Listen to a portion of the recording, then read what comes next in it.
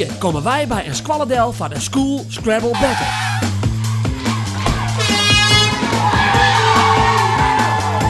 We bieden een kunstspullen in Jorgen bij de size, zo'n en het is die van de School Scrabble Battle! Die squallen kan ik meedoen. Het is een leuke gekkenboel en je leert er echt wat van.